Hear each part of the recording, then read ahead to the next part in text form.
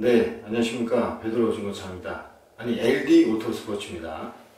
자, 이번 시간에는 지난 시간에 이어서 과연 우리나라에서 중고차 수출, 제3국으로 중고차 수출 나가는 차량들이 과연 어느 나라로 나가는지 이제 설명드리기 위해서 영상을 준비 중에 있습니다.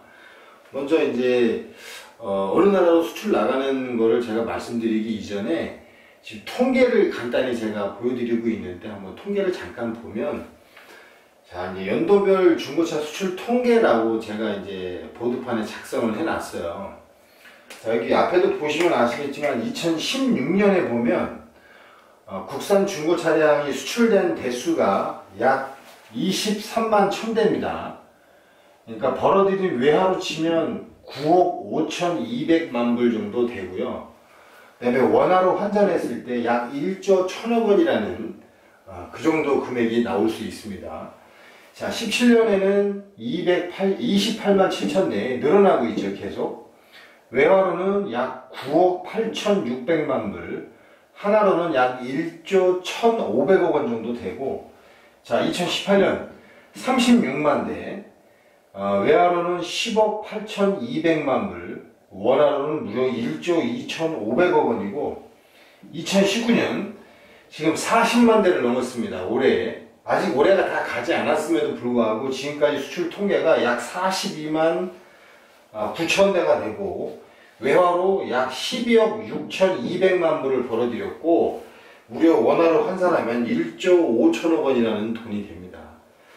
자, 물론 일본에 비하면 아직 작은 숫자이긴 하지만 그래도 정말 너무나도 열악한 환경에서 너무나 좋은 실적을 내고 있기 때문에 이 중고차 수출 사업을 무시할 수는 없습니다.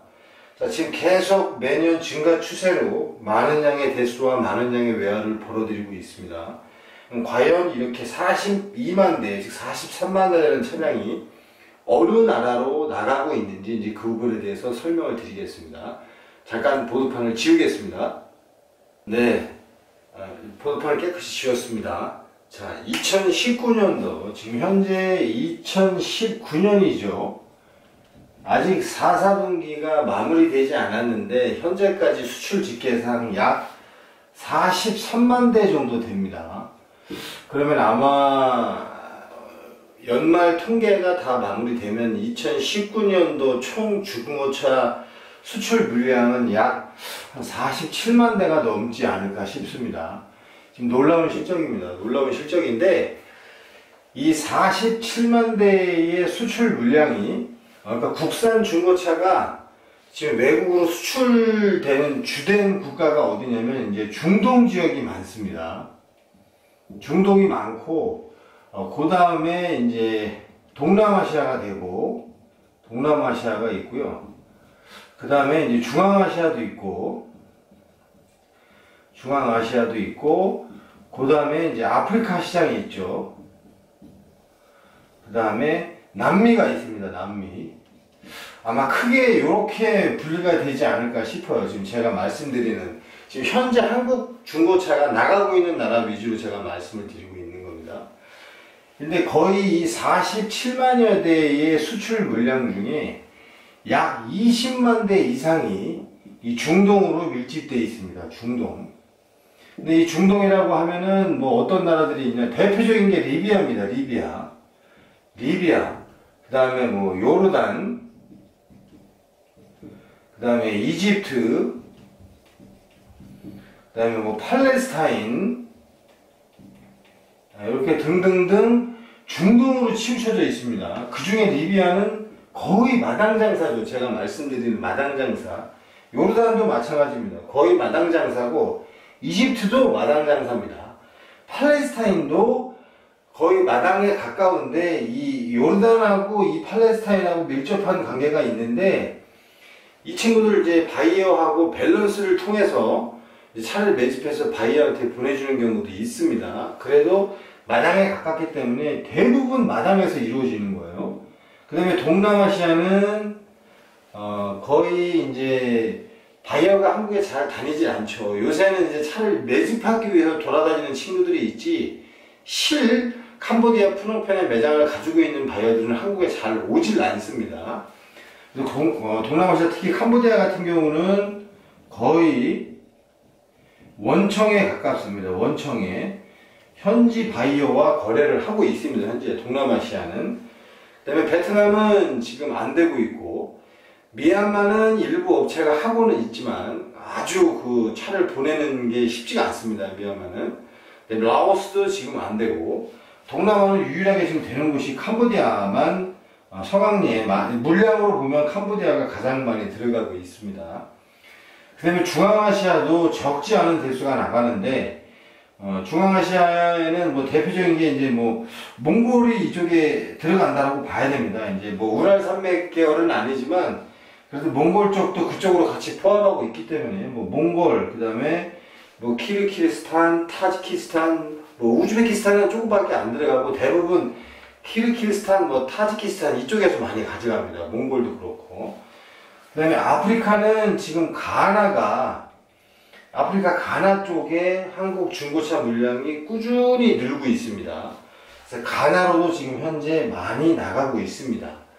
그 다음이 이제 남미인데, 남미는 이제 도미니카 시장은 지금 조금 주춤하고 있고, 도미니카 시장에 이제 LPG 차가 들어가죠.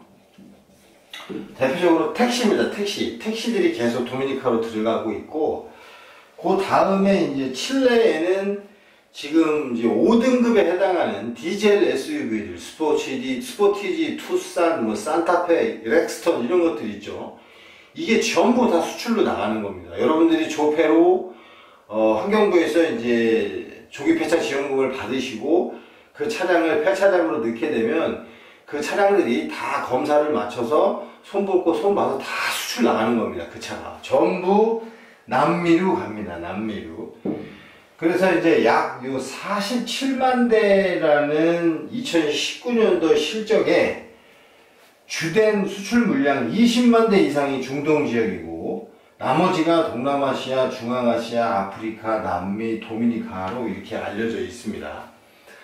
바이어와 직접 거래를 한다는 게, 그런 좋은 바이어만 뭐 만날 수 있다면 정말 수출이라는 게 무한대로 그 차를 보낼 수 있고, 아마 엄청난 사업 효과, 시너지 효과를 가져올 수는 있지만 그 바이어를 만나는 게 또 그렇게 썩 쉽지가 않습니다. 근데 이 거의 47만 대 중에 50% 이상이 마당에서 유통된 겁니다. 인천 마당에서. 리비아 선적 물량이 가장 많습니다. 만약에 이 리비아가 뭐 문제가 생겨서 대한민국 중고차 수출이 안 된다 그러면 인천 송도에 계시는 수많은 트레이딩사들한테 큰 타격이 올 수 있습니다. 되게 중요한, 지금 대한민국 중고차 수출 시장에서는 되게 중요한 역할을 하고 있습니다. 물론 뭐 그 많은 차를 이 리비아 친구들이 다 가져가서 자기들이 소화를 시키는 게 아니죠. 리비아 대륙은 뭐 아시다시피 지중해 밑에 쪽에 있고 그 밑에는 아프리카 대륙이 또 이렇게 붙어 있지 않습니까? 주변 인근에 있는 아프리카 친구들이 다 리비아 친구들이 차를 가져가서 이제 그 친구들한테 차를 사러 갈 수도 있습니다. 아마 그렇게 거래가 되고 있습니다. 워낙 아프리카 쪽은 대한민국에서 우리나라에서 아프리카로 차를 보내게 되면 그 운임을 이길 수가 없어요. 이 리비아 선적 운임을. 어마어마하게 운임이 경쟁력이 있기 때문에 리비아 직접 아프리카 친구가 이 리비아 바이어를 통하지 않고 한국에서 중고차를 사는 것과 리비아 바이어가 한국에서 차를 가져다가 리비아로 가져가서 아프리카에서 리비아로 가서 차를 사는 것이 더 저렴할 정도로 아주 경쟁력 있는 운임을 리비아에서 제공을 하고 있기 때문에 이 친구들이 다 소화를 하고 있는 겁니다. 아주 오래전 뭐 말씀을 드리면 리비아에 이제 벵가지, 그 다음에 트리폴리, 그다음에 무시라타라는 세 곳의 포트가 있습니다. 뭐 우리나라로 치면 뭐 인천, 뭐 군산, 뭐 부산, 대구 이런 식으로 될 거예요. 항이에요, 항. 리비아 내에. 근데 각 그 세 지역마다 무시라타, 뭐 벵가지, 트리폴리 다 차가 달라요. 들어가는 차가.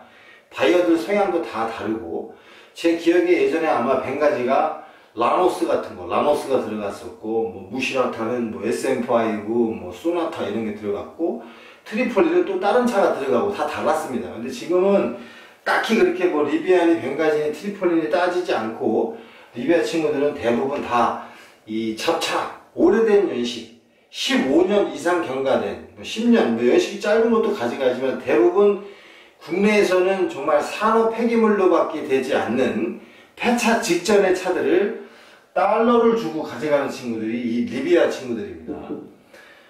이 친구들이 뭐 그렇게 우리나라한테 달러도 벌어들이고 뭐 좋은 업무 환경을 만들어주고는 있지만 인간적으로 봐서는 중동 친구 중에 가장 그 어떤 뭐라 그럴까 이 지금 질이 안 좋은 친구들입니다. 리비아 친구들이 상대하기 되게 어렵습니다. 아무튼 그렇고 그 다음에 이제 요르단과 뭐 팔레스타인 이쪽 두 지역은 고가의 차량들도 많이 가져갑니다. 특히 팔레스타인 같은 경우는 거의 연식도 짧고 고가의 차량들을 많이 가져가는 나라 중 하나고, 이집트는 이미 뭐 국내에 바이어들이 많이 들어와 있습니다. 저도 알고 있는 친구들도 많고, 뭐 인천에 아예 한국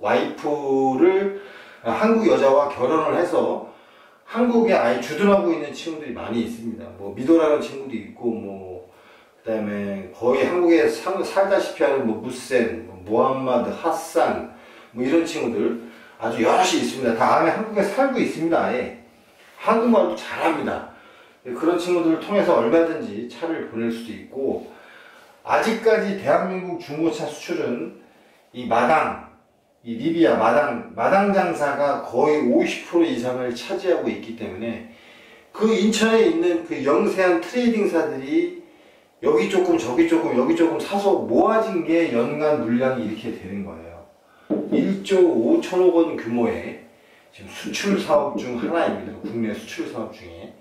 그렇게 적지 않은 돈을 지금 벌어들이고 있고, 이 수출 사업의 비전은 정말 무궁무진하고, 아직까지 나가는 나라는 지금 이렇게 제가 말씀드린 국가 외에는 딱히 뭐 존재하진 않지만 누군가는 보내고 있을 수도 있죠. 근데 제가 모르고 있을 수도 있지 않습니까?